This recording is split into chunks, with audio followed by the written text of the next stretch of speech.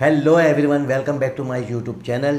मैं हूं इरशाद और आप देख रहे हैं सुरनगर चैनल। हमारे साथ आज मौजूद हैं सहर। हाय फ्रेंड्स, कैसे हैं आप? उम्मीद करती हूँ आप सब खैर खैरियत से होंगे। तो जी डॉक्टर साहब जी।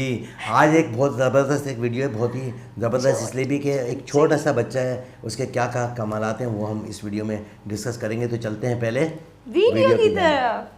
जी तो दोस्तों चलते हैं वीडियो की जानिब। वीडियो का टाइटल है 7, आगे हिंदी में लिखा है फिर बॉबी, और देखते हैं कि इस वीडियो में क्या है। मुझे ये जरूर पता जोश था स्टार्ट। कि पापा की आर्थिक स्थिति बहुत ही खराब थी। जानते हैं, उस समय मुझे खुद पर भी विश्वास नहीं था। अब की बार हम मम्मी और पापा को निराश नहीं होने देंगे। पापा का सारा कारोबार ठप हो गया। खाने पीने के लिए सोचना पड़ता था, दाने दाने को मोहताज बनाना पड़ता था। तब वहाँ पर हमको बहुत बुरा लगा और मैंने अपना लक्ष्य निर्धारित किया। बेहतर से बेहतर होने का तलाश करें, बेहतर से बेहतर होने का तलाश करें। मिल जाए नदी तो समुंदर की तलाश करें।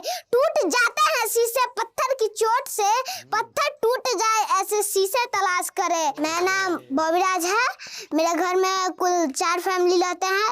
हम 3 क्लास में पढ़ते हैं और 10 क्लास का मैथ पढ़ा देते हैं।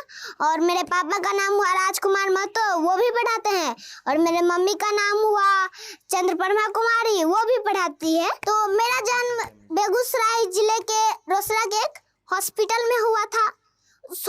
पापा उस समय कुछ भी नहीं कमाते थे और हॉस्पिटल का सारा खर्च कर्ज लेकर चुका दिया जाता था।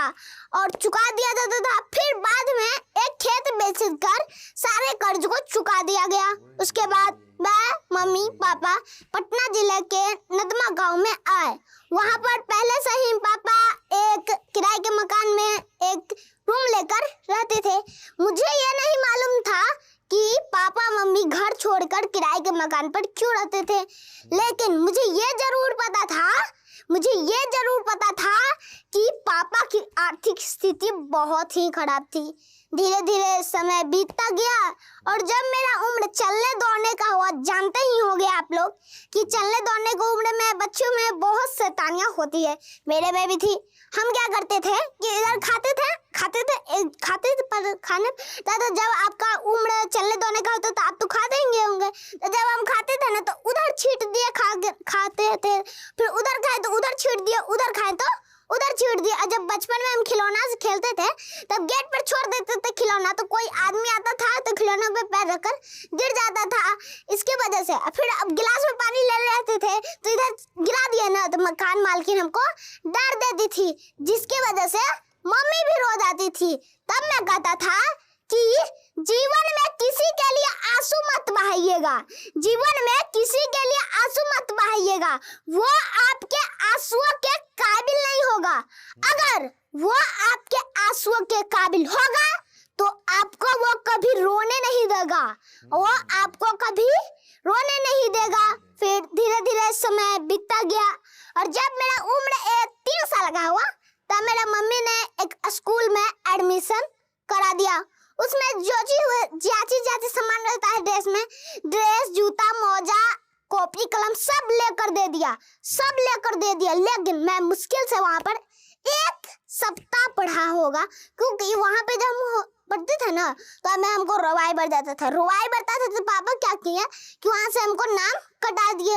अब नाम कटा दिए तो हम क्या करें, हम घर पर ही रहते थे ना, तो पापा का मार्कर रहता था तो पापा का मार्कर लेकर बोर्ड से रहता था, बोर्ड पर हम मार देते थे निमकी, पकौड़ी, जबेली। उसमें खास बात यह थी कि सारी आकृतियां जो होती थी सेम रहती थी।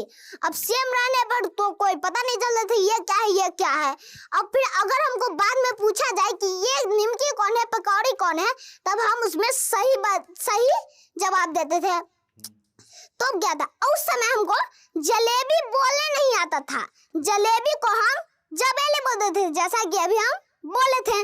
तो फिर पापा कहते थे कि जो मन में आए वो लिखो, पसीने के स्याही से जो लिखते अपने हौसलों के उड़ा दे, उनके मुकद्दर के पन्ने कभी कोरे नहीं होते।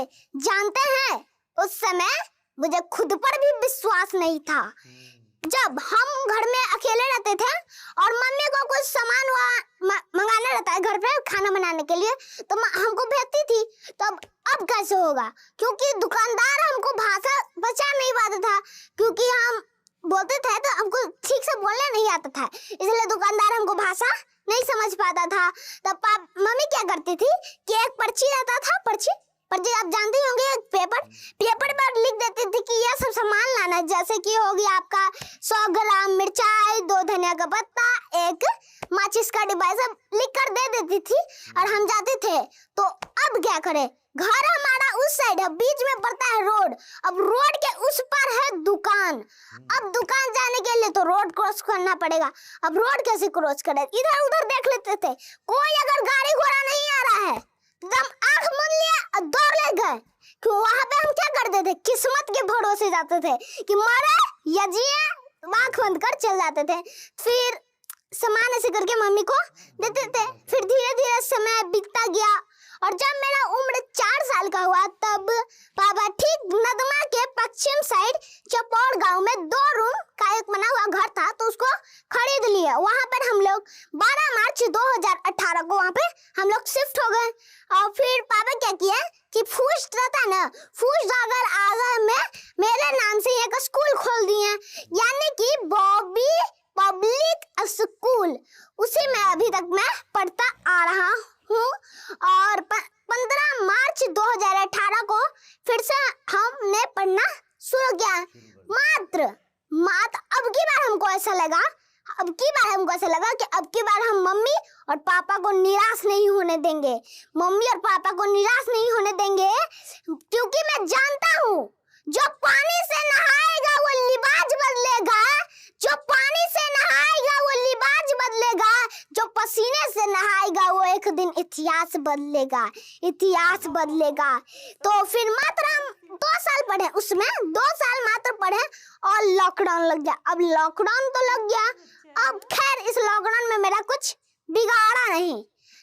ताज्जुब की बात यह है कि इस लॉकडाउन को हम सौभाग्य कहें या दुर्भाग्य इस बात के लिए कि पापा का सारा कारोबार ठप हो गया।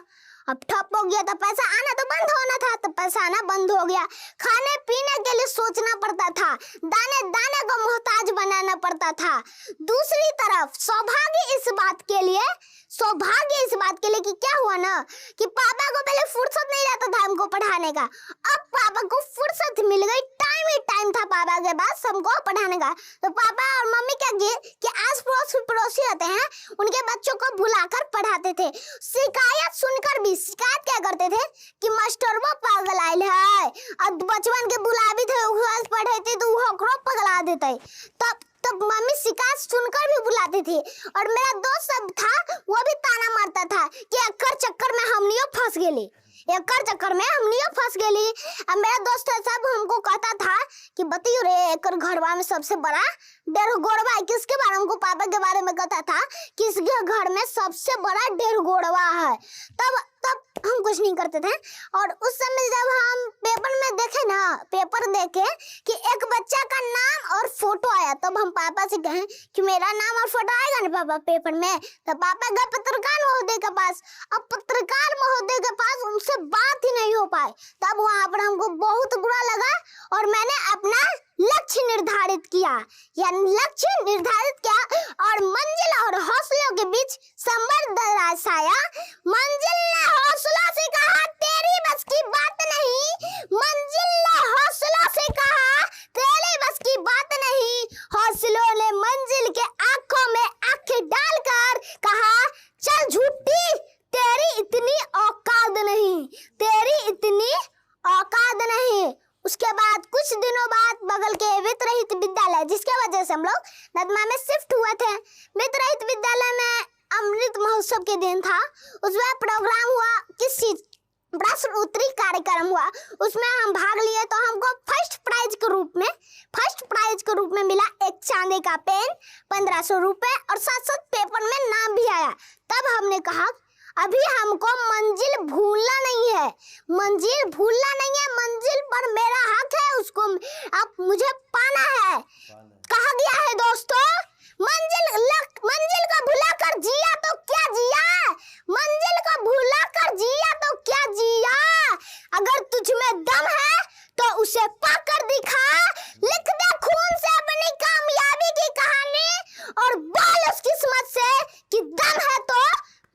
कर दिखा, दम है तो मिटा कर दिखा। किस्मत की एक कमाल की बात है, किस्मत की एक कमाल की बात है, वो पलटती जरूर है लेकिन मेहनत की दम पर पलटती है। आप सोच रहे होंगे कि मैं 10वीं क्लास के बच्चे को पढ़ा कैसे सकता हूँ। पढ़ाने के बाद से पहले मैं बता देता हूँ कि मैंने कैसे पढ़ा।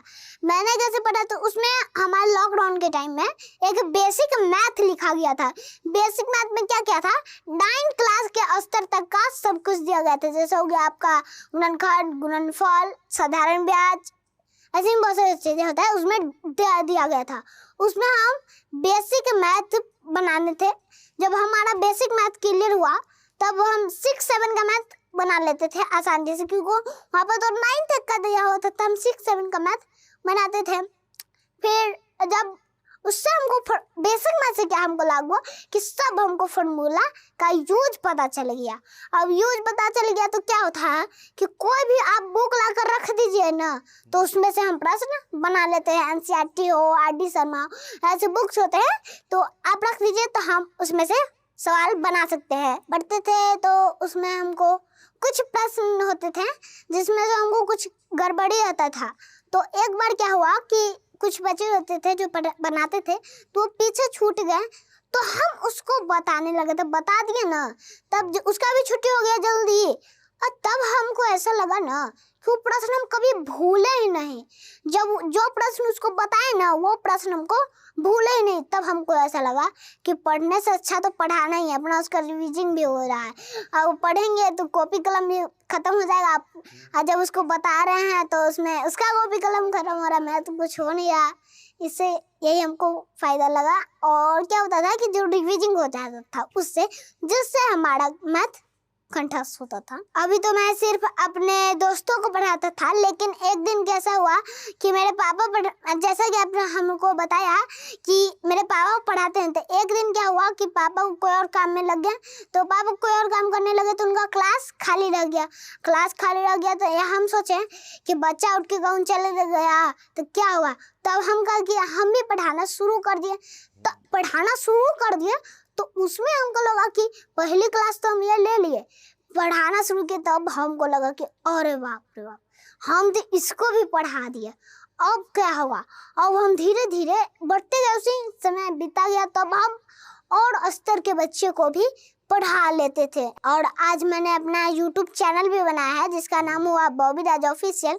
जो बच्चे मेरे से नहीं पढ़ पाते हैं वो ऑनलाइन पे भी पढ़ लेते हैं। धीरे धीरे हम पढ़ाते गए, पढ़ाने के बाद धीरे धीरे हम पढ़ाने लगे और ज़्यादा, तो मेरा नाम आज पूरा बिहार लेने लगा। मेरा सपना था कि पेपर में फ़ोटो आए, और धीरे धीरे मेरा सपना अभी पूरा हो रहा है। आज मेरा नाम पूरा बिहार ले रहा है, लेकिन अभी मुझे यहाँ पर ही नहीं रुकना है, यानी कि यहीं तक मैं सीमित नहीं रहना है, मुझे और भी कुछ करना है, क्योंकि मेरा लक्ष्य है कि हमको वैज्ञानिक बनना है। लक्ष्य हमारा यही है और मुझे इसे पूरा करना है। अब जरा एक बार सोच के देखिए, जो मीडिया वाला के पीछे हम भाग रहे थे गेट के अंदर जाने से पहले, अब वो मीडिया वाला हमको पीछे भाग रहा है। एक बार मन से सोच के देखिएगा। इसीलिए कहा गया है वक्त अभी भी है, वक्त यूं बर्बाद न कर, खींच ले कमान पर तीर और वार कर। ज्यादा से ज्यादा निशाना चूक जाएगा, जीतना है अगर तो कोशिश 1000 बार कर, अभी मैं कोशिश करता रहूंगा। अभी हमको बहुत ही कोशिश करना है, क्योंकि अभी मैं मंजिल पर पहुंचा नहीं हूँ। अभी तो बस हम खाई से उठकर जमीन पर अभी मैंने पैर रखा है। अभी तो मंजिल बहुत दूर है, मंजिल को हमें पाना है, उस पर मेरा हक है। ये नहीं कि मेरा नाम पूरा बिहार ले रहा है तो मैं महान हो गया, अभी भी मैं राही हूँ, अहंकारी नहीं। अहंकार लोगों को पतन की तरफ लेके जाता है। कहा गया है दोस्तों, छत को बहुत गुरूर था छितोने का, एक मंजिल और बनी, छत फर्श हो गई, एक मंजिल और बनी, छत फर्श हो गई, इसीलिए कहते हैं अहंकार नहीं कीजिएगा, अहंकार नहीं कीजिएगा। तूफान ज्यादा होती है तो कश्ती डूब जाती है, तूफान ज्यादा होती है तो कश्ती डूब जाती है, घमंड ज्यादा होता है तो हस्ती डूब जाती है, घमंड ज्यादा होता है तो हस्ती डूब जाती है। और अंत में इतना ही कहूँगा कि अगर आपको विश्वास ना हो रहा होगा कि मैं 10 क्लास का मैथ कैसे बना सकता हूँ, तो मेरे YouTube चैनल को भी आप जाकर देख सकते हैं, कोई रोक टोक नहीं है, जाकर देख सकते हैं। मेरा YouTube चैनल हुआ बॉबी राज ऑफिशियल, उसको जाकर देख सकते हैं। तो फिर अगर यदि पढ़ाई मेरी शान है तो बिहार मेरी जान है। जय हिंद, जय भारत। अगर आप इस टॉक के एंड तक पहुंच चुके हैं तो मैं आपको जोश टॉक्स का एक दूसरा रूप भी दिखाना चाहता हूं, जिससे मैं काफ़ी देर से जुड़ा हुआ हूं और मुझे बहुत बहुत ज़्यादा पसंद है कि वो क्या कर रहे हैं। जोश टॉक्स ने एक नया ऐप लॉन्च किया है जिसका नाम है जोश स्किल्स। अब वो नया नहीं रहा, काफ़ी टाइम से है, लाखों लोग उसको अब यूज़ करते हैं। और जोश स्किल्स पे आप अपनी ज़िंदगी के लिए कोर्सेज ढूंढ सकते हैं। वो कोर्स नहीं जो आपको physics, chemistry, commerce, business studies पढ़ाएंगे, वो कोर्सेज जो आपकी जिंदगी में आपको कैसे जीना चाहिए वो सिखाएंगे। मैंने खुद जो स्किल्स पे बहुत सारे कोर्सेज बनाए हैं, पब्लिक स्पीकिंग पे, इमोशनल क्राइसिस कैसे हैंडल किया जाए, अपनी पर्सनालिटी कैसे डेवलप की जाए। हर एक कोर्स में डेली क्विजेज हैं, एक्सरसाइजेज हैं, एक बहुत ही खूबसूरत कम्युनिटी है जो आपको सपोर्ट करेगी, आपको इनकरेज करेगी। आज ही डाउनलोड करें जोश स्किल्स का ऐप और उनके कोर्सेज एक्सप्लोर करके अपनी जिंदगी को आगे बढ़ाएं।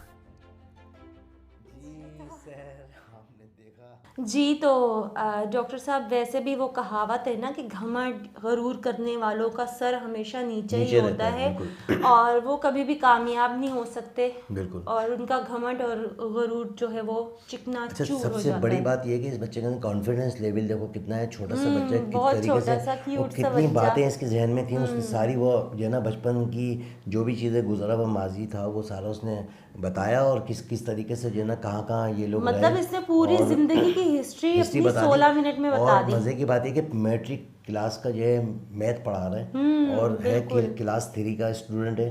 कहता है कि मैं अगर खुद लिखता या खुद पढ़ता तो जो है मुझे मेरी जो है ना कापी भी सर्फ होती और मेरा पेन भी इस्तेमाल होता, लेकिन मैंने पढ़ाया तो मेरा सर्फ नहीं हुआ कोई भी चीज़, यानी कि मेरी तो इस्तेमाल नहीं हुई चीज़ें और कॉन्फिडेंस लेवल भी इल्म बांटने से बढ़ता है। हाँ, ये हकीकत है। अच्छा, बच्चा जो है कहता है कि मैंने ये यहाँ तक पहुँच गया और मैं रेस में मेरे को जो है चांदी का पेन मिला और 1500 रुपये मिले, लेकिन ये मेरी मंजिल नहीं थी, मंजिल मेरी और मज़ीद आगे है। तो ये बहुत ही कॉन्शियस बच्चा है, बड़ा अच्छा लड़का है और इसका माइंड जो है ना IQ माइंड जो है बड़ा प्यारा है और ऐसे बच्चों को बहुत ज़्यादा जो है और ऐसे बच्चे अल्लाह ताला हर माँ बाप को दे कि हमें तो अपने बच्चों को ज़बरदस्ती पढ़ाना पड़ता है कि पढ़ लो।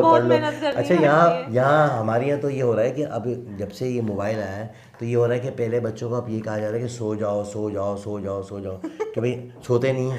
अच्छा, फिर सुबह में उठाओ उठ जाओ, ये दो चीज़ें पे ज़िंदगी आके ठहर गई है, उनको कोई नहीं पता। उसके बाद भी कोशिश करते हैं, हाँ, प्लीज स्कूल चले जाओ, हमें अपने बचपन में ट्यूशन चले जाओ, बहुत मिन्नतें करनी पड़ती हैं भाई बच्चों। हम लोगों को जो है ना कोई चीज़ें जो है दरकार होती थी तो हम तरसते थे कि हमें ये चीज़ें मिल जाए, लेकिन आज बच्चों को तमाम चीज़ें मिलने के बावजूद भी बच्चा जो है ना एक मोबाइल की हद तक आ गया है कि बच्चा मोबाइल में ही सब कुछ है, कि मोबाइल की ज़िंदगी रह गई है, ना उसको खेलने का पता है, ना उसे कहीं जाने का पता है, ना कोई उठने का, ना सोने का, बस सारा दिन जो है मोबाइलों में लगे। लेकिन ऐसे बच्चों को देख के जो है अपने बच्चों को जो है इस तरह की वीडियो जो दिखाएं ताकि जो है ज़माने में पता लगे कि वही बच्चे कामयाब होते हैं जो अपनी मंजिलों की तलाश में रहते हैं। तो आज ये बच्चा अपनी मंजिल की तलाश में है और मंजिल इसके करीब करीब है और ये भी कह रहा है कि पहले यूट्यूबर जो यानी कि जो मीडिया थी वो मेरे पीछे मैं उनके पीछे जाता था, मेरी भी काश तस्वीर आ जाए उसमें अखबार में या किसी चैनल में, लेकिन आज मीडिया इसके पीछे है कि भैया आज आप इंटरव्यू दे दें। इतना सा बच्चा है, उसके पीछे लोग घूम रहे हैं कि आप इंटरव्यू दे दें, आज हमारे चैनल पर आ जाए। और इतनी छोटी सी उम्र में इसने ये अपना चैनल भी बनाया और स्किल्स के हवाले से भी जो है ना ये लोगों को जो है ना अपनी हालात ज़िंदगी के बारे में बताता है कि किस तरीके से आपने जो है स्ट्रगल करनी है। ये बहुत ही ज़बरदस्त वीडियो है, इसमें जितना बोल सकते हैं वो कम है, लेकिन टाइम की शॉर्टेज और हमारे जहनों में काफ़ी सारी ऐसी बातें जो हम इस पर करें, लेकिन आपने ये वीडियो देखने के बाद आपको खुद ही अंदाज़ा हो जाएगा कि इस बच्चे के अंदर कितना टैलेंट भरा हुआ है, कितना टैलेंट भरा हुआ है। मैं समझता हूँ कि इस तरह के बच्चों को आगे लेके आना चाहिए, और ऐसे बच्चे ये समझ मैं ये कहने पे मजबूर हो रहा हूँ कि ये आगे चल के जब बड़ा होगा तो ये वज़ीर आज़म होगा इंडिया का। क्या इंशाल्लाह ख्याल है? इंशाल्लाह क्योंकि बिल्कुल। इसकी सोच, इसकी बहुत जो ज़्यादा। बातें हैं वो डिलीवर करने वाली हैं, यानी कि रहनुमा और नेता जो है वही अच्छे होते हैं जो अपने मुल्क और कौम को जो है ना कुछ डिलीवर करें। वो यहाँ आज अपने अगर लिए इतना कुछ कर रहे हैं तो अपनी हाँ, कौम के लिए क्या बिल्कुल। कुछ करेंगे। अगर हम लोग यहाँ परेशान हैं तो इसकी एक वजह ये भी है कि हमारे यहाँ डिलीवर करने वाले कोई नहीं है, बस आते हैं, बातें नारे लगाते हैं और खाते हैं और अपने चले जाते हैं। तो यही हमारे यहाँ हो रहा है। और फ्रेंड्स, ये हम लोगों को तो वीडियो बहुत अच्छी बहुत लगी। अच्छी आप लगी। कमेंट्स में बताइए कि आप लोगों को कैसी लगी है। हमारे चैनल को प्लीज़ लाइक करें, सब्सक्राइब करें, बिल्कुल। और कमेंट्स में ज़रूर बताएं हाँ। कि और किसी चीज़ की वीडियोस की फरमाइश करनी है तो वो भी हमें बताएं। हमारी मेहनत का सिला तो मिल जाए, हम भी अपनी मंजिलों की तलाश में। आपकी ही जी। मोहब्बत में, आप लोगों के ही लिए हम लोग ये वीडियोस बनाते हैं, इतनी मेहनत करते हैं। इसी के साथ मुझे और डॉक्टर साहब को इजाज़त दें।